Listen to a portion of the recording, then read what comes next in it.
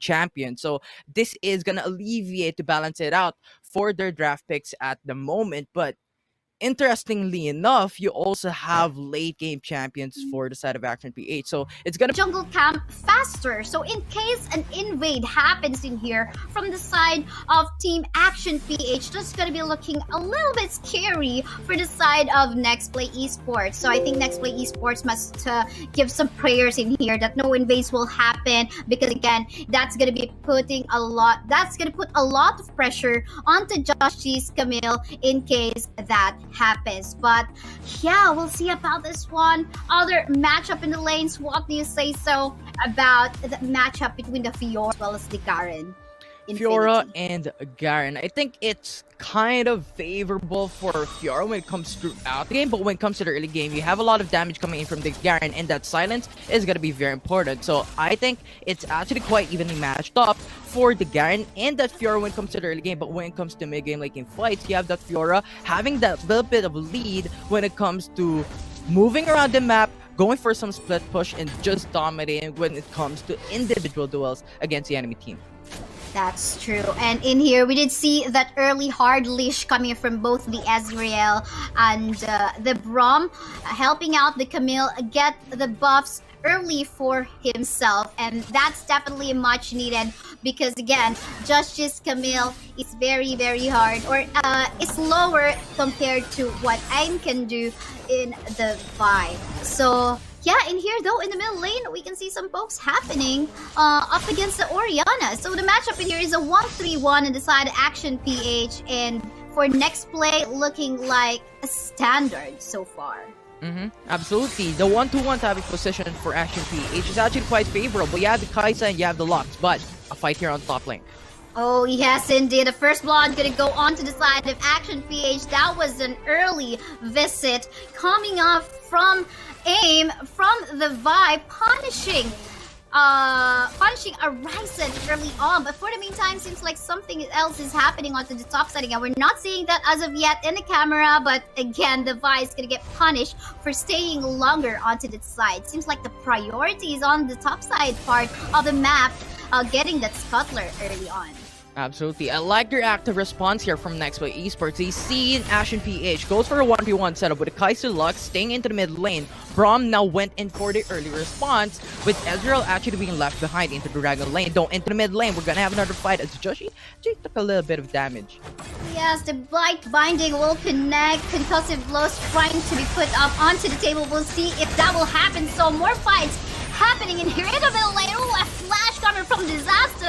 Not going to be sustaining the massive amount of AP damage coming from both the Lux and the Ziggs. Will this be another kill? Going into the side of Action PH. No, they have to back away a little bit. Just in here, we can see that Hextech Ultimatum connecting onto some members. And of course in here as well, some damage coming in from more from the side of NEXPLAY Esports. But a trade so far will happen with the lead going on to the side of Action PH. Man, that was quite a massive amount of exchanges just within the 2-minute game time.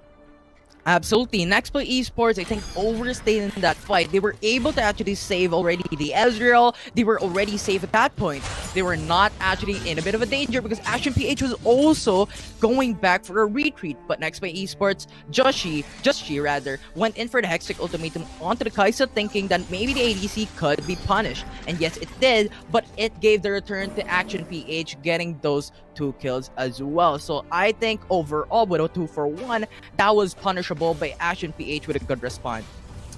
One thing we'll notice in here is that NEXPLAY Esports is actually having a hard time dealing with the pokes coming in from the Lux, the Ziggs, as well as the Kai'Sa. And again, early game time, you don't usually, you are not able to usually build an early magic resist items for yourself, so you definitely have to be very careful in your laning phase, or else you're gonna get caught up by the light binding and just get punished, go low right before an objective happens. And talking about getting low, this is Disaster wanting to go back to the base, and the early position onto this dragon is obviously on the side of Action PH. Now, NEXPLAY Esports, knowing that the Dragon is now up 14-minute mark, they're now 4-minute mark rather. They're going back for a retreat and they're setting up for the Dragon's Pit. Fiora typically with the Garen, actually still going in for that duels into the Baron lane. So now it's going to be a 4v4 into the Dragon's Pit with now Action PH going for the reset actually quite a bit late. NXP has the lead and 2 dominating the Dragon's Pit. Uh-oh, in here, they have not been seen that aim. As of the moment, trying to aim for that still. Will this happen, though? And there we go, a secure on the NEXPLAY Esports. That ultimate coming from the Ezreal will just connect right on the spot. Concussive blow trying to be placed on the table, but to no afford need to back away because of the pokes that being pulled off by Action PH. But nice attempt by Action PH right over there. Aim was very patient. I think NEXPLAY Esports though missed that spot in the bush in terms of checking if ever it's just actually someone's in there waiting for the right time. For the meantime, more fights happening in here. Ooh, final spark will not connect. Unfortunately, Chule will still be safe. Absolutely. And I think in the Dragon fight, I think it was like inches of smite there that could actually take that Dragon for the side of Action PH. But the casting time with the ultimate of Vi actually just led them to not having that enough time for the Ezreal to punish. But we have Camille going for pressure. More pressure coming in here. And the next objective, oh, look at that Fiora just deleting that Kaisa in the map. Not even gonna go for that ultimate, I believe. So just, you know, gotta go for that critical strikes. And then again, looks like this is gonna be a potential turret take for the side of NEXPLAY Esports, giving them a position in opening that themselves a position in that Rift Herald objective. So we'll see how this will go. Like no more turret shield. We are past 3-minute mark into the game, so NEXPLAY Esports had a good time in getting that tower first blood into Baron lane, and they are now going in for the Rift Herald, having no information for the side of Action PH, no wards for them. They're able to take it freely with no contest from Action PH.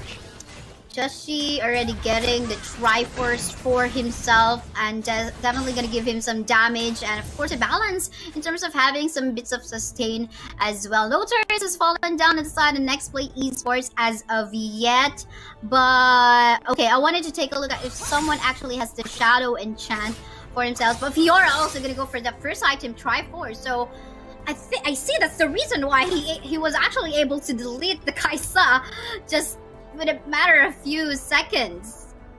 Absolutely. That Shin passive is actually quite strong when it comes to the early game, and Fiora actually taking it as its first core item with Eternity Force. Actually quite massive, but with that said and done, we're now having NEXPLAY Esports battling it out against Garen into the top lane. A bit of a trade there, just farming freely as Braum actually looks to be aggressive into the jungle of Action PH. Manamune already present as well onto this Ezreal. Definitely not going to be having a problem in terms of his mana, as well as some dealing massive amounts of damage in no time. But for the meantime, we have another fight ongoing onto the top side. It's a 1v1 situation between Yamada as well as a Ryzen. They're going to go for a chase, and here we go with the damage coming from Uzi. Going to get that Garen be taken down, and that's massive amount of damage, just massive amounts of objective. Not to mention, because seems like they're gonna be putting the Rift Herald up top in an attempt to go for a turret take. And if you've noticed, NEXPLAY Esports actually utilized the Conqueror's rune throughout all of them except the Braum, and so that is actually quite scaling potential. But now into the mid lane, we're gonna have another fight. Here is more fights, and you can see how much they have actually zoned out the members of Action PH. Light Binding will be connecting onto the Orianna. Orianna will fall down and fight, unfortunately, but that's okay because there's just a space created for actually Uzi to try to deal some damage up against the turret. They're not going to be taking that down, but again, space created for another objective that is about to come out, which is the Mountain Drake. Mountain Drake is going to be another objective for Action PH and NEXPLAY Esports to set up a fight. Actually quite worth taking that Action PH still has no permanent buffs for their side of the team, and having that extra sustainability in terms of their draft is actually quite important. They're lacking in terms of the defensive capability aspect of their drafting in their champion pool, as we have Action PH pressuring mid lane. Hextech Ultimatum onto one member on the side of Action PH, and of course a stasis as well to help him sustain and still go back alive, and not even scared about actually spending all those for as long as they're not gonna give any more casualties onto Action PH. They have the right if in case they would want to go for an objective there already, but they're not gonna done. They're gonna go punish some of the members of Action PH for the meantime. The GA has been popped up already. Aim gonna go for a stasis right after the punishment, but again the damage coming from the Israel's already on point. Yamada will fall down to 48 by the rest of the gang, and side of Action PH, and Choli as well is not just stopping, so was his Joshi, and that is NEXPLAY Esports gonna go for an ace at this 9-minute game time. That was brought to you by Oppo Reno 5, and again a space created to actually take this mountain break. And the reason for that one is Uzi in that matchup into the mid lane was able to free hit. No one was attacking him, and yes, he was very, very low, but he was just hovering around the side of the map, actually going in for some free hits, free kills, and free shots. And that is not something that you really want to do against a champion with hyper carry potential, with already a Trinity Force and a Marimune in his item kit. So that is actually very important to take note. Action PH needs to look out for that Ezreal and bring him down early into the matchup if they really want to win against NXP in terms of their damage output. For sure. For the meantime in here, you can see the massive amount of gold lead in favor of NEXPLAY. That is 13k a goal lead, and not to mention this is a well-fed Orianna, but hold up because some pokes happening in here again. Gonna go for the Hextech Ultimatum, trying to punish Aim, and the jungler on the side of Action PH getting deleted again. Look at the minion waves of Team NEXPLAY Esports. It's just well managed as of the moment, and they definitely have the right to even just go for an early contest on this Baron because absolutely, there's no jungler for Action PH at this point in time, so NXP has all the reason to go for the Baron Nashor with no actually contest from Action PH. Yes, you have the Ziggs, but Mega Infernal Bomb can just do so much in terms of getting those steals. So NXP is gonna have that Baron buff in terms of this certain matchup, enables them to go for the pressure into the mid lane, into the Dragon lane, and into the Baron lane. They're not shy about spending their ultimates just to lock a target. In particular, trying to delete Aim from the map. Again, Wild Drift, it is really more on who gets to punish the junglers first, will definitely get an upper advantage. Because again, the non-presence of your jungler will just, not allow you to get the position that you would want in the map. But hey, look at the damage as well coming from the Ezreal and the Orianna, just forcing the members of the Action PH team to just go back to the base, regenerate your HP while we take advantage of the Baron buff that we've got still in the game. And now NXP is just utilizing Baron buff very, very well, going in for some pressures in every single lanes. Action PH is now thinking, what are we gonna prioritize at this point in time? Each of our lane is gonna be pressured. Oh man, and look at that zone space. Everything is just so created for the damage dealers on the side of NEXPLAY Esports. Fiora though will suffer from that Garen onto the bottom lane part of the map, as he was actually in between the turrets as well as the Nexus. So here we go. Let's see what else will happen in here. It's just I think this is NEXPLAY Esports capitalizing the Baron buff just to take down all of the turrets and actually all of the members. This is another Team Ace. My goodness, NEXPLAY Esports is so showing